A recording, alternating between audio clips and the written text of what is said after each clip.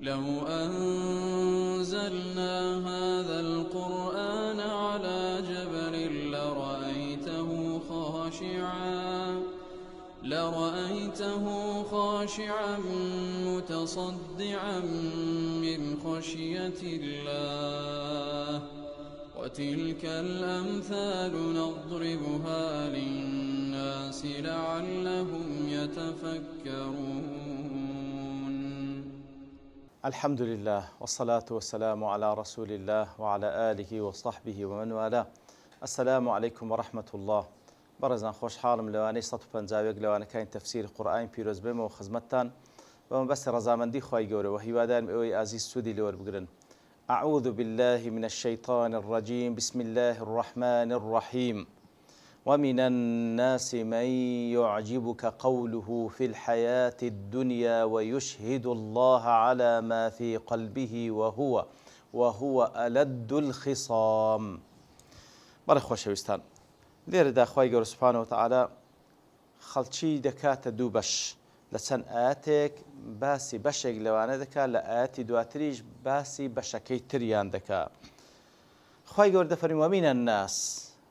منی تەبعیضیە، واتە کەسانێک هەنە لە خەڵکی من يعجبك قوله في الحياة الدنيا، واتە معجب دەبی و سەرسام دەبی بە قسەکردنی وی لە ژیانی دنیا. ويشهد الله على ما في قلبه،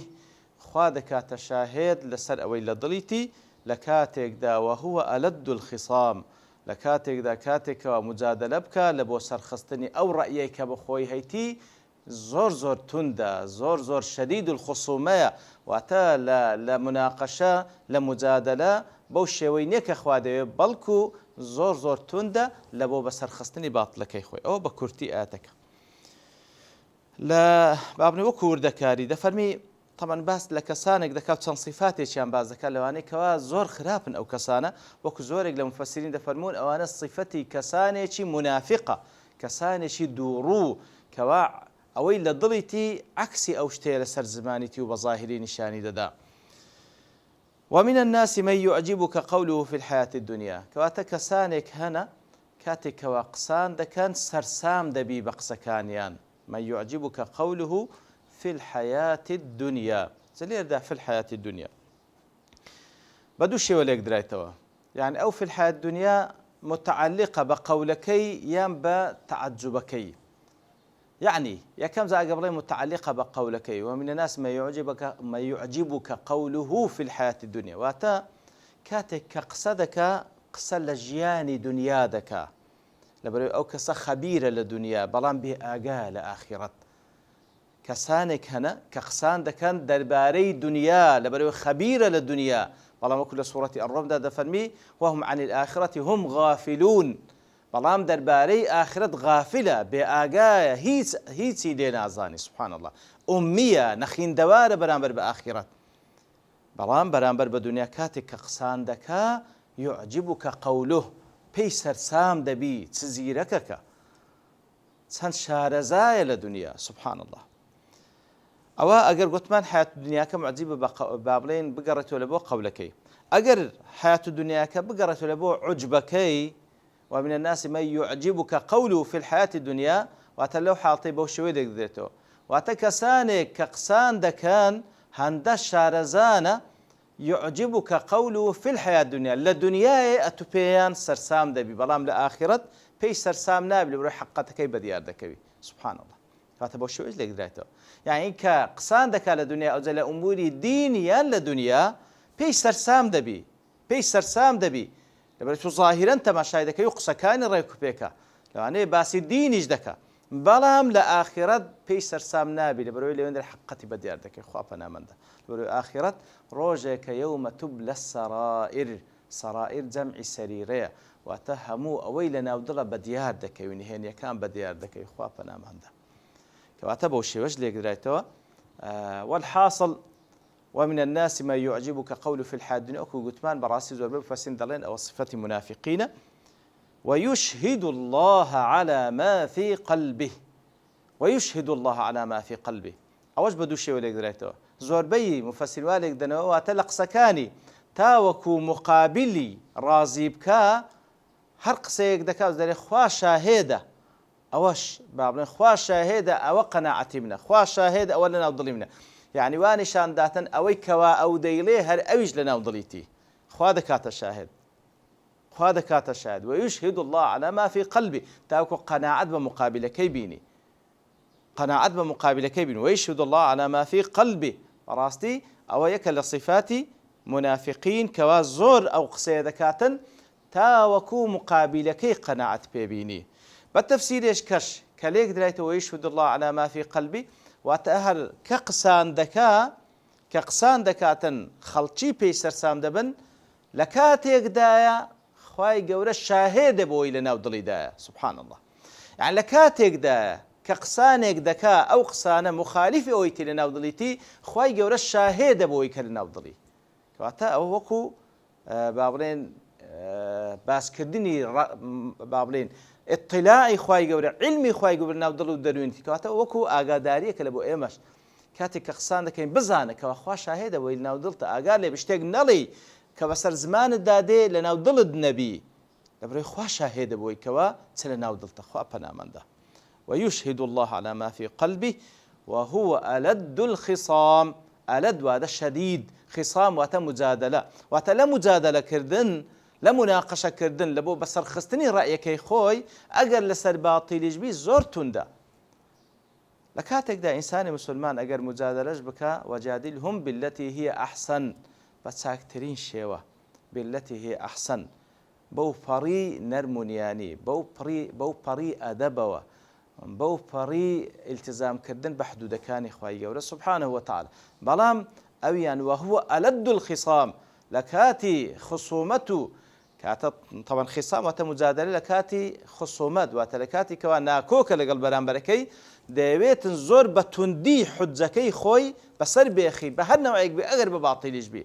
وەکو لە حەدیثێکدا کە بوخاری مسلم ڕواتیان کردە عائشە دەجێت خوای ڕازی بی دەفەرمووی پێغەمبەر صلی الله عليه وسلم فەرمووی إن أبغض الرجال إلى الله الألد الخصم واتە ئەو پیاوانەی کەوا لە لای خوای گەورە سوبحانه وتعالى زۆر مەبغوضن خوا زۆر ڕقی لێیانە ئەو کەسانە کەوا ألد الخصام لە کاتی مناقەشە و مجادلە زۆر توندن کاتە بەڕاستی ئەو صفەتە صفەتێکی نەخوازراوە کەواتە ئەوە صفەتی کەسانێکە وەکو زۆر مفەسرین دەڵێن کەوا کەسانێکی منافق پاشان هەر بەردەوام خوای گەورە سوبحانه وتعالى ئاەتی دواتریش باسی دەکاتن باسی ئەو کەسان دەکات کە قسە دەکەن سەرسام بە قسەکانیان شاهێدی دەدەن بۆی کەوا خوا شاهێدە بۆی لە ناو دڵمانە و هەروها لە کاتی مناقەشەشدا کەسێکە کەوا ئەلد الخصامە زۆر بە توندی سنوور دەبەزین لە مناقەشە و لە مخاصەمە وإذا تولى سعى في الأرض ليفسد فيها ويهلك الحرث والنسل كما صفتي شدي كان وإذا تولى أوش بدوش ولا يقدر يتو هندق دان وإذا تولى واتا لكاتيك دا كقسل بو كسك دكا هندق سكاني خوشا بي معذب دبي وخواش دكات شاهد كوالا أوي كوالا ناو ضليتي بەڵام پاش ئەوەی کەوا پشت لەو کەسە دەکا کەوا قسەی لۆ دەکا وەئیذا تەوەلا ئەو کەسە طبعاً وا تێدەگا حەسەب قسەکانی هەندە قسەی خۆش و ڕێک و پێکن دەبی کەسێک چەند چاک و چاکەکار بی بەڵام لە حەقەت کاتێکەوە پشتی تێدەکا سعى في الأرض هەوڵ دەدا لەسەر ڕووی زەوی ليفسد فيها لۆ چە هەوڵ دەدا لە بۆ فەسادی ويهلك الحرث والنسل وهەروها تاوەکو حرث و نەسل تێک بدا حرث واتە زراعەت نسل واتە با بڵێن نسل و وەچەکان کەوا لە دوای یەک دێن ئەوجا لە بەشەر یاخود لە حەیوانات مانای یەکەم کەواتە وەئیذا تەوەلا بە مانای پشتێکردنی واتە هەتا بەرەو ڕوو قسان دەکا عیبی نییە لە قسان هەتا بەرەو ڕوو قسان دەکا عیبی نییە لە قسان معجب دەبی بە قسەکان بەڵام کە پشت تێ دەکا لەگەڵ ئەو قسە خۆشانێ کە ئەو دەیکا لە پشتەوە کووە کەسێکی دیکەیە بەرەو فەسادی دەڕوا بەرەو ئەوەی دەڕوا کەوا یوهلک الحرث والنسل حرث و نەسل تێک بدا مانای دووەم وئیذا تەوەلا هەندێک دەزانان و هایلێک دەنەوە تا کاتێکەوە دەسەڵاتی دەکەوتە دەست وئیذا تەوەلا کەواتە ویلایەتی دەکەوتە دەست کاتێکەوە دەسەڵاتی دەکەوتە دەست لە کاتێکدا کە هێشتا دەسەڵاتی لە دەست نەبوو قسەی وا دەکا وەکو کوردەوە دەڵێن جیای دەگەینتە چۆکان ئەوها دەکەین و ئەوهاینەوە ئەوها وەلحاصل قسەی خۆش دەکات بەڵام دواترێ کاتێک کە تەوەلا دەکات کاتێکەوە دەسەڵاتی کەوتە دەست سعى في الأرض ليفسد فيها ئەوە لە زەویدا هەوڵ دەدا بە هەموو شێوەیەک فەسادی بکە حرث و نەسل تێک بدە بەو مانایەش لێگدرایتەوە ئەوجا ليفسد فيها فەسادی بە معنای کەلیمە عەکسی ئیسلاحە ئیسلاح واتە شتەکان لە جێگای خۆی بەکاردەینیتن کەوا بەڕاستی ئیسلاحی سەرڕووی زەوی بە جێبەجێکردنی فەرمانەکانی خوایە سبحانه وتعالى کەوا فعلا نەتیجەکەی سەلاحی دنیا و قیامەتی لە دوادا دێ و عەکسی وەش سەرپێچیکردنی فەرمانەکانی خوای گەورە سبحانه وتعالى فەسادی لێ بەپاش دەکەوی ظهر الفساد في البر والبحر بما كسبت أيدي الناس کەواتە فەسادی و ناڕێکی لەسەر ڕووی زەوی پەیدا دەبی بە سەبەبی گوناه و تاوان ئیتر لیوفسیدە فیها ئەو کەسە کەوا دەسەڵاتی دەبی یاخود پشت تێ دەکا ئەوە هەوڵ دەدا لەسەر ڕووی زەوی فەسادی بکە هەندێک لە زانایان دەفەرمون ئەنواعی فەساد و بە تایبەتیش هەوڵ دەدا لە کاتێکدا کە بە قسە دەیەوێتن باڵنشتی جوان باز دەکا بەڵام لە دوایی هەوڵ دەدا فەسادی بکە یەک لە فەسادەکانێکە وەکو لە تەفسیری قاسمیدا هاتیە دەڵێ یەک لە فەسادەکانەوەیە هەوڵدا شەک و گومان لە بۆ مسلمانان دەربارەی عەقیدەکەیان دروست بکە هەوڵ دەدا شەک و گومان لە عەقیدەی مسلمانان دروست بکە تاوەکو لە نەتیجەدا کەسانێک لەو دینە هەڵگەڕێتەوە لە نەتیجەدا تەفرەقە و خلاف لە بینی مسلمانان دروست بی لە نەتیجەدا تەفرەقە و خلاف لە بینی مسلمانان دروست بکەواتە هەموو فەسادیەک دەکات بە تایبەتیش هەوڵ دەدا شەک و گومان لە ناو دڵ و دەروونی مسلمانان بەرامبەر بە دینەکەیان و عەقیدەکەیان دروست بکە لە نەتیجەدا کەسانێک پێی هەڵدەخەڵەتێن دەبیتە منازعە و خلاف و تەفریقەی سەف لە بینی مسلمانان دروست دەبی ويهلك الحرث والنسل وهروە هەوڵ دەدا حرث و نەسل بشێوێنێ واتە ئەوە با بڵێن خوای گەورە سوبحانه وتعالى دەفەرمێت ئەوەی لە دەسەڵاتیدا هەیە دەیەوێتن مەعالیمی زەویش تێک بدا دەیەوێت زراعەت تێک بدا دەیەوێت نەسل تێک بدا دەیەوێت مەڕداری نەمینێ دەیەوێت هەموو ئەو ئەسبابانەی کەوە ئەسباب لە بۆ ئینتاج نەمینێ هەتا وەکو نەسل ئەوەی دەیەوێتن لە نەسلی بەشەریەتیشە لەو ڕێگا شەرعیەی کەوا بێت تێکی بداتن ناوێ هیچ شتێک لەسەر قاعیدەی خۆی ببینێ ئەوەی کە خوا دەیەوێت سبحانه وتعالى ويهلك الحرث والنسل کەواتە هەموو شتێک تێک دەدا ئەوە نمونەیە لە بۆی کەوات هەوڵ دەدا هەموو شتێک تێک بدا کەواتە لە کاتێکدا قسەی هەندە شیرینە وەکو هەنجینە بەڵام لە حەقەتدا کە پشت تێ دەکاتن ئەوە صیفاتیتی کەوا هەوڵی فەسادی و هەوڵی تێکدانی هەموو شتێک دەدا والله لا يحب الفساد خوای گەورەش فەسادی خۆش ناوێ سبحانه وتعالى کەواتە خوای گەورە کە هەر صیفەتێک کە لە خۆی نەفی بکاتەوە عەکسی ئەوەی دەوێ والله لا يحب الفساد مقابلەکەی چە يحب الصلاح خوای گەورە صلاحی خۆش دەوێ لێ خوای گەورە فەسادی خۆش ناوێ والله لا يصلح إن الله لا يصلح عمل المفسدين خوای گەورە عمل و کردەوەی کەسانێکی مفسد چاک ناکە ئیصلاح ناکە کەواتە بەرەو باشی نابە بەرەو تێکچوون و بەرەو لە ناوچوونی دەبا إن الله لا يصلح عمل المفسدين کەسێک کە مفسد بی لە دوو فەساد بگەڕێ بەتەکید خوای گەورە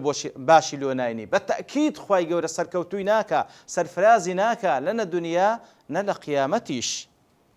وإذا قيل له اتق الله أخذته العزة بالإثم وإذا قيل له اتق الله ئەگەر پێی بگوترێ اتق الله لەخوا بترسێ وا مەکە فەسادی مەکە هەوڵی تێکدانی زراعەت و نەسل مەکە اتق الله لەخوا بترسێ أخذته العزة بالإثم طبعا زۆر مهمە يعني کەسی ئیماندار کاتێکەوە پێی گوترێ اتق الله پێویستە ڕابوەستی پێویستە بە خۆدا بستەوە بڵێ سەمعنا وأطعنا خوا بە پێغەمبەر دەفەرمی خوا سبحانه وتعالى بە پێغەمبەر دەفەرمی صلى الله عليه وسلم كمعصومة يا أيها النبي اتق الله ولا تطع الكافرين والمنافقين اتق الله كواتە کەلیمەیەک وەسیەتی خوایە لە بۆ پێغەمبەر صلى الله عليه وسلم وەسیەتی خوا و پێغەمبەری خوا لە بۆ هەموو ئیمانداران کەواتە کەسێکەوە پێی گوتی اتق الله بڕێ سەرچاو و سەرسەر تەقوای خوا دەکەم بە خۆدا دەستمەوە ئینشاءالله بەڵام ئەو کەسە منافقە کە خوای گەورە باسی دەکا کاتێککە پێی بگوترێ اتق الله أخذته العزة بالإثم عزة واتە حەمیەی جاهلی غیرەت دەیگری غیرەتێکی جاهلی بە سەبەبی ئەو گوناهانی کە کردیتی أخذته العزة بالإثم كواتا ليرا أخذته العزة بالإثم باك سببي كواتا بسبب جناها كان غيرتي زاهلي ديجري تيرلو تسم كردي سبحان الله أخذته العزة بالإثم يأخذ باك لبو مصاحبة واتا كاتك بيقول اتق الله غيرتي زاهلي ديجري بردوامج دبيتا واتا مصاحبة لقى جناها كي أو غيرتي زاهليج ديجري لسر أو كارو كردواني ككرديتي فحسبه جهنم كواتا جهنم لبوي كافية هيش تيشي ديكا كافينا لبوي تنها جهنم نبي ولا بئس المهاد خراب ترين زيقاي آما دكرا لبو كسانيش منافق خوا پنامم دا لخواي قرد بارينو لو كسانا نبين وخواي قورا بشمان باريزي لو كسانا وصلى الله وسلم على نبينا محمد وعلى آله وصحبه أجمعين وآخر دعوانا أن الحمد لله رب العالمين لو أنزلنا هذا القرآن على جبل لرأيته خاشعا متصدعا من خشية الله وتلك الأمثال نضربها للناس لعلهم يتفكرون